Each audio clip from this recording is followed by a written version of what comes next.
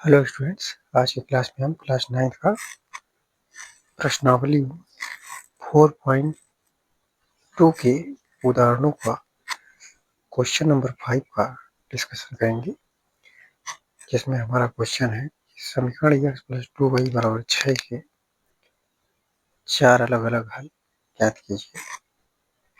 तो हम पहले दिया गया समीकरण लिख लेते हैं, जो कि हमारा समीकरण है x + 2y = 6। अब चूंकि हमें यहाँ पर इस समीकरण के 4 अलग अलग मानों को निकालना है, तो हम पहले इस समीकरण में अप्लाई करेंगे x = 2 रखने पर। अगर इसे हम x = 2 रखते हैं, यहाँ x प्लेस पे हमने रखा 2, यहाँ लेगा 2y = 6। इस तरह से आएगा 2y = 6 माइनस का 2। यहाँ मिल जाएगा 2y = 4। y का मान निकालें तो आ जाएगा 4/2। इसको कट करेंगे, 2 दूना 4, यहाँ से मिल जाएगा y = 2। इस तरह से जो हमें पहला मान मिलता है x का मान 2, y का मान 2, यहाँ हम लिख सकते हैं x, y = 2, 2। अब इसी तरह से हम दूसरा मान लेंगे, तो यहाँ हम हमें 4 मान निकालने हैं। तो हम दूसरे मान के लिए यहाँ पर x के बराबर 0 ले लेते हैं। x के बराबर 0 रखने पर, अब अगर x के बराबर यहाँ 0 रखते हैं, यहाँ x के बराबर समीकरण लिखते हैं x + 2y = 6।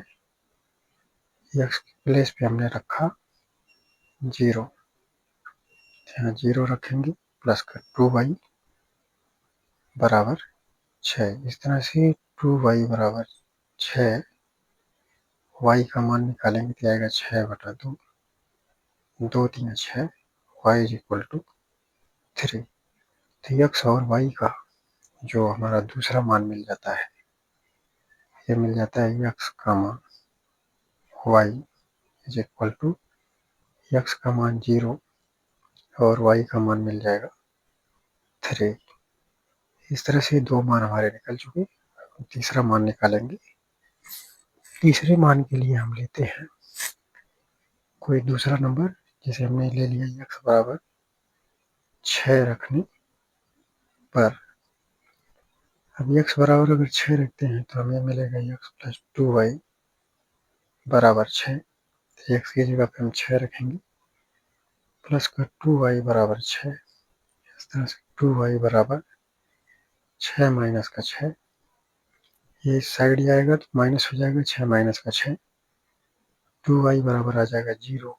y की वैल्यू मिल गई 0। इस तरह से x की वैल्यू यहाँ पर 6 मिलती है और y की वैल्यू हो रही है x और y का तीसरा मान हो जाएगा, x की जगह पे हम रखेंगे 6 और y की जगह पर 0।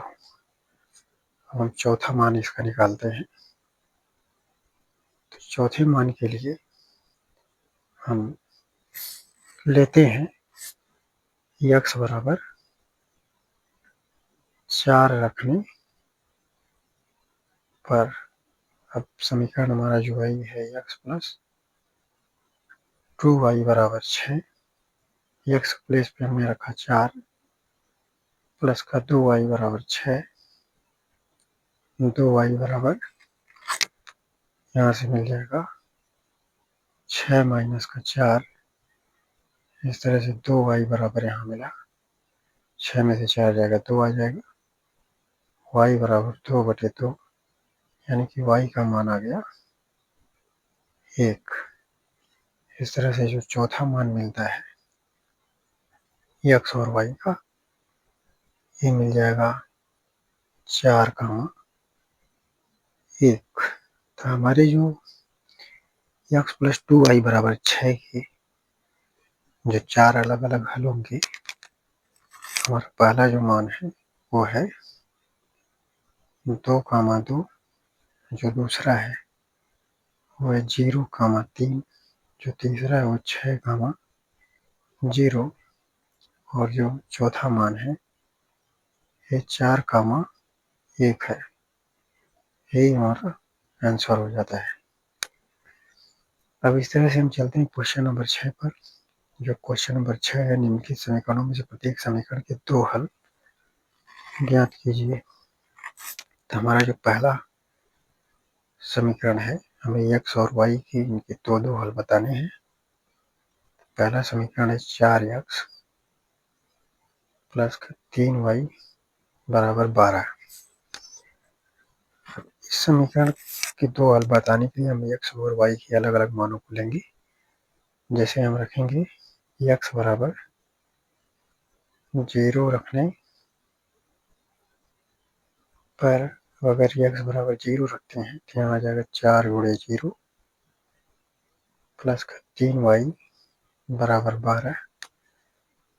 इस तरह से यहाँ आ गया 0 प्लस 3y बराबर 12। इस तरह से अगर y का मान निकालें तो y बराबर 12/3 हो जाएगा। 3 एकम 3, 3 चौके 12, यहाँ y बराबर मिल गया 4। इस तरह से इस समीकरण का जो हमें पहला मान x और y का मिलता है वो मिल जाता है 0,4। चूंकि हमने x का मान 0 लिया था, y का मान जो है 4 है, तो मिल गया 0,4। अब हम दूसरे मान के लिए यहाँ पर y बराबर 0 मान लेते हैं। अब मान लेते हैं, इससे पहले मान लेंगे समीकरण नंबर 1।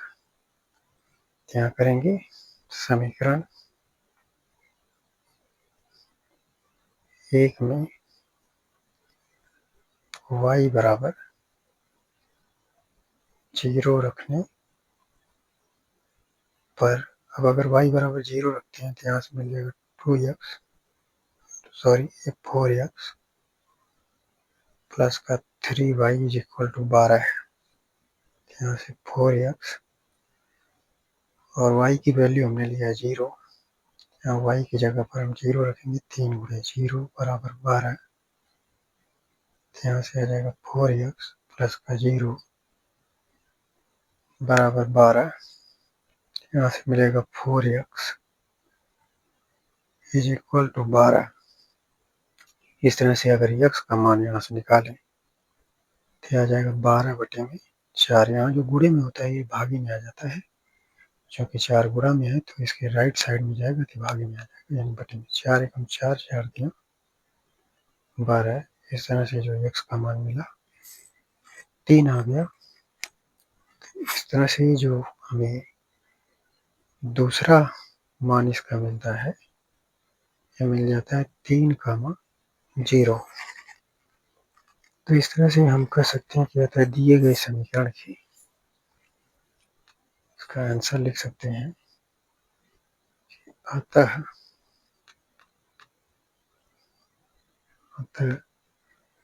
दिए गए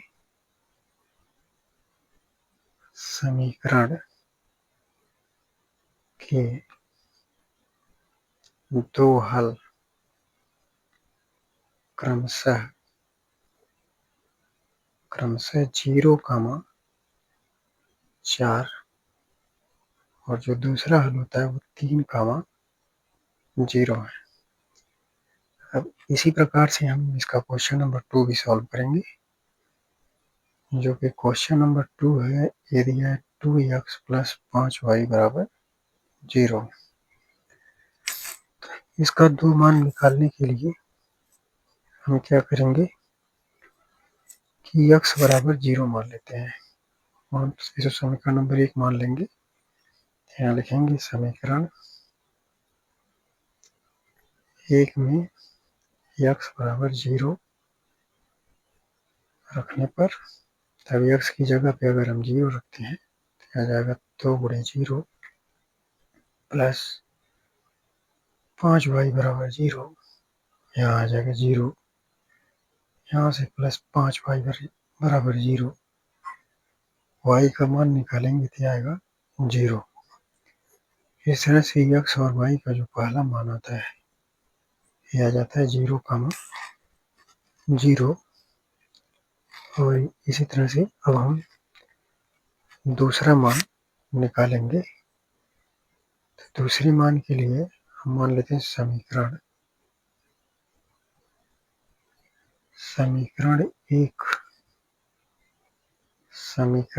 एक में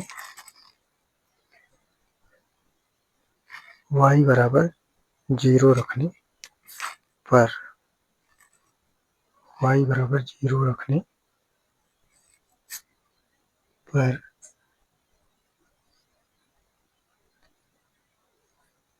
यहाँ से अगर y बराबर 0 रखते हैं तो कितना मिलता है, यहाँ जाएगा 2x प्लस 5 बटे 0 बराबर में 0, 2x plus 0 is equal to 0, यानी कि x की वैल्यू यहाँ से फिर से 0 आ गई, यानी कि ये फिर से हमें 0, 0 ही मिल रहा है।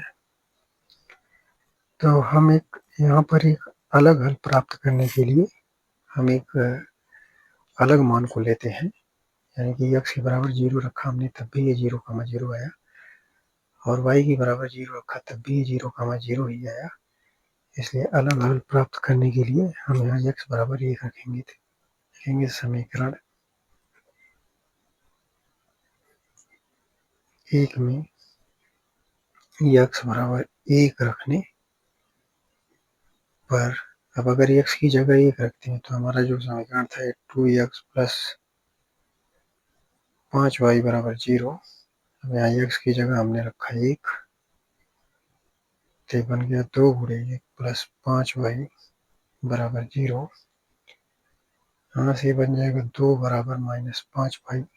अब यहाँ से केवल y का मान निकालेंगे तो y बराबर मिल जाएगा माइनस का 2 बटे 5। अब यहाँ से y का मान हमें मिला माइनस का 2 बटे 5। अब इसके लिए हम दूसरा पेज यूज करेंगे। तो यहाँ पर अब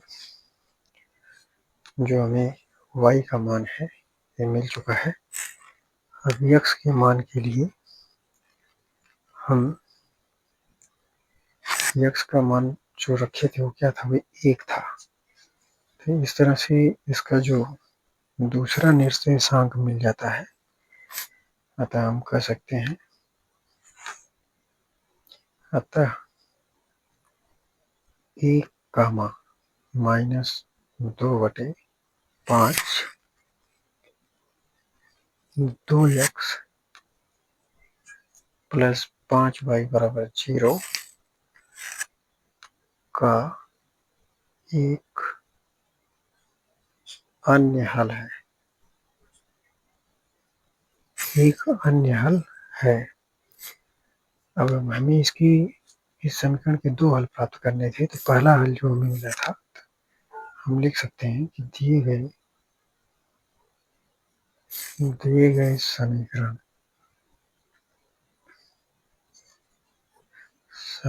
के 2 हल क्रमशः 0, 0 और 1 कामा माइनस 2 बटे 5 है। तो इस प्रकार से हमारा एक क्वेश्चन सॉल्व हो जाता है और ये हमारा उत्तर हो जाता है। अब चलते हैं क्वेश्चन नंबर 6 के थर्ड पर। क्वेश्चन नंबर 6 का जो थर्ड था वो था 3y प्लस 4 बराबर 0। तो इसके भी हमें 2 हल प्राप्त करने थे। तो पहले इसे समीकरण नंबर 1 मान लेते हैं। तो यहाँ लिखेंगे समीकरण,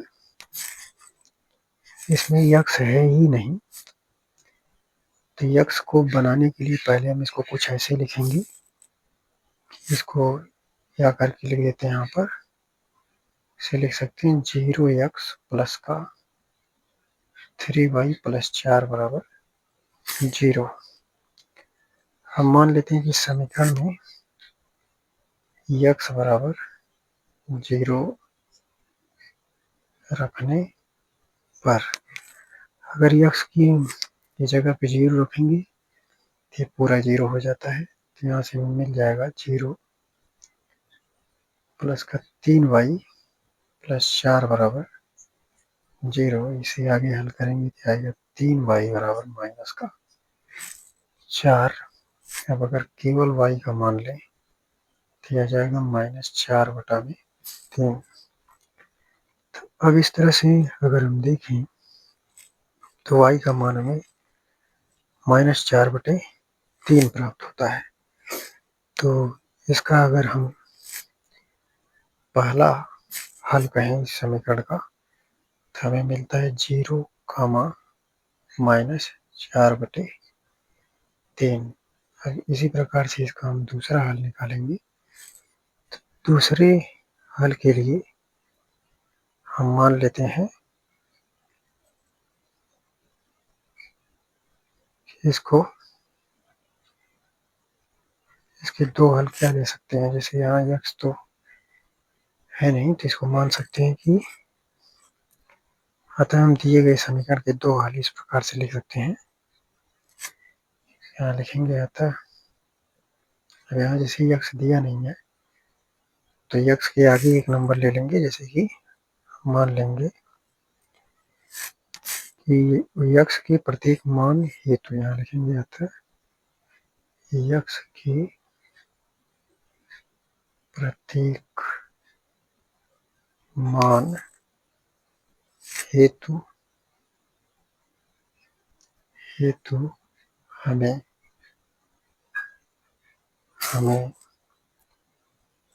y का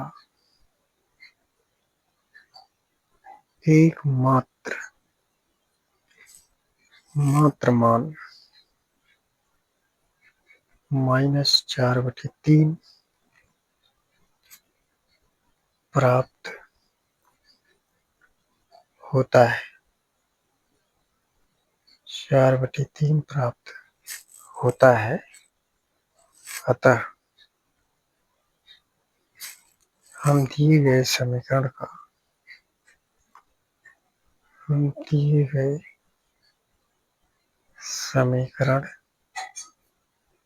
समीकरण